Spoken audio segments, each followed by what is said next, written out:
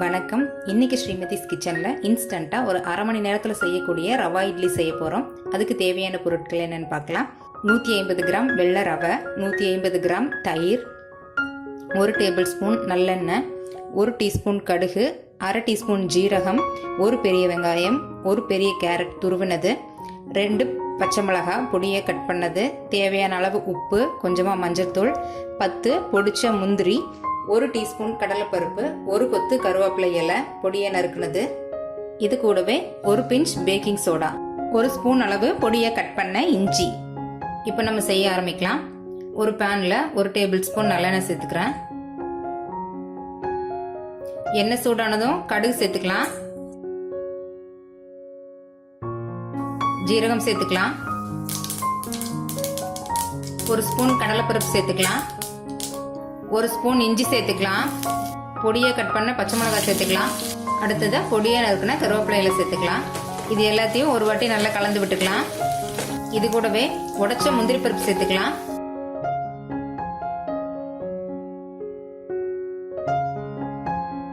இது எல்லாத்தையும் 1 நிமிஷம் வதக்கினதுக்கு அப்புறமா கொஞ்சமா மஞ்சத்தூள் சேர்த்துக்கலாம். இட்லி உங்களுக்கு எல்லோ கலர்ல கிடைக்கும். உங்களுக்கு ஒயிட் கலர்ல தான் இட்லி வேணும்னா மஞ்சத்தூள் சேர்க்க வேண்டாம். அடுத்ததான் பொடியை கட் பண்ண பெரிய வெங்காயம் சேர்த்துக்கலாம். இதை ஒரு நிமிஷம் மட்டும் நல்லா வதக்கிக்கலாம். அடுத்ததா கேரட் சேர்த்துட்டு அதையும் 1 நிமிஷம் வதக்கிக்கலாம். இதுல நம்ம சேர்த்துருக்கிற முந்திரி, வெங்காயம், அப்புறமா கேரட் இது எல்லாமே ஆப்ஷனல் தான்.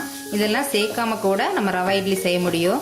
ஆனால் குழந்தைங்களுக்கு செஞ்சு கொடுக்கும்போது இதெல்லாம் சேர்த்து செஞ்சு கொடுத்தீங்கன்னா நல்ல ஹெல்த்தியாக இருக்கும். இதெல்லாம் ரொம்ப நேரம் வதக்க தேவையில்லை, ஏன்னா நம்ம இதெல்லாம் ஆவியில தான் வேக வைக்க போகிறோம். அதனால 1 நிமிஷம் மட்டும் லைட்டாக வதங்கினா போதும். அடுத்ததாக நம்ம எடுத்து வச்சிருக்கிற ரவையையும் இது கூடவே சேர்த்து ஒரு 3 to 4 நிமிஷம் மீடியம் ஃப்ளேம்லேயே நல்லா வறுத்து எடுத்துக்கலாம்.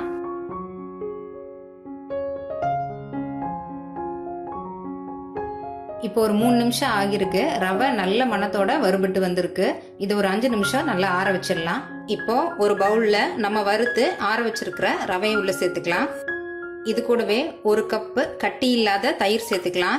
ரவை 1 கப் எடுத்தீங்கன்னா தயிர் 1 கப் எடுத்துக்கோங்க. ரெண்டும் ஈக்குவல் அளவில் எடுத்தீங்கன்னா தான் நல்லா இருக்கும். இது கூடவே தேவையான அளவு உப்பு சேர்த்துக்கலாம். அரை டம்ளர் அளவுக்கு தண்ணி சேர்த்துக்கலாம். இப்போ இது எல்லாத்தையும் கட்டி இல்லாத மாதிரி நல்லா மிக்ஸ் பண்ணிக்கலாம்.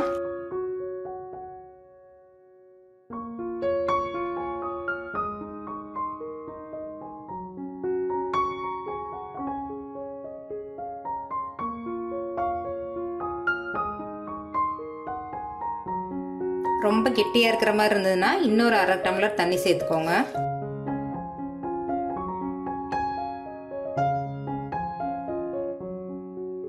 இது கூடவே 1 பிஞ்ச் அளவு பேக்கிங் சோடா சேர்ந்துட்டு அதையும் நல்லா கலந்து விட்டுக்கலாம். இப்ப நம்மளோட மாவு ரெடி ஆயிருச்சு. இதை மூடி வச்சு ஒரு 15 நிமிஷம் ரவை ஊறுற வரைக்கும் நம்ம வெயிட் பண்ணலாம். ரவா இட்லியை இன்னைக்கு குழந்தைங்களுக்கு பிடிச்ச மாதிரி மினி இட்லி தட்டத்தில் நான் ஊற்ற போகிறேன். ரவை ஊறி வரட்டும். அதுக்குள்ள இட்லி பிளேட்ல எல்லாம் ஆயில் ஸ்ப்ரெட் பண்ணி நம்ம ரெடியாக வச்சுக்கலாம்.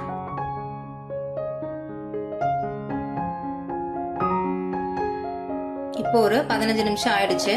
ரவை நல்லா ஊறி வந்திருக்கு. மாவு ரொம்ப திக்காவும் இருக்கக்கூடாது, ரொம்ப தண்ணியாவும் இருக்கக்கூடாது. இட்லி மாவு பதத்துக்கு இருக்கணும். கடைசியா இதுல கொஞ்சமா மல்லி இலைகள் சேர்த்து கலக்கிக்கலாம். மாவோட கன்சிஸ்டன்சி நமக்கு கரெக்டா இருக்கு. இப்போ நம்ம இதை இட்லி பிளேட்ல ஊத்திக்கலாம்.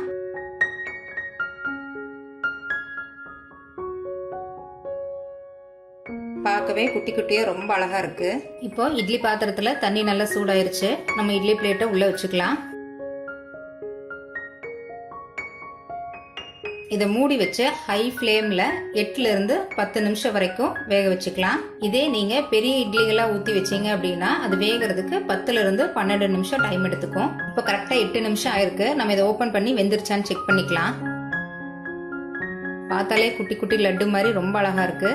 இப்போ இந்த மாதிரி ஒரு கருவேப்பிலை குச்சி இல்லைன்னா டூத் பிக் எடுத்துக்கோங்க. அதுல இந்த மாதிரி இப்படி குத்தி பார்த்தீங்க அப்படின்னா உங்களுக்கு ஒட்டாம வந்ததுன்னா இட்லி வெந்துருச்சுன்னு அர்த்தம். இப்போ கரெக்டா நமக்கு வந்திருக்கு.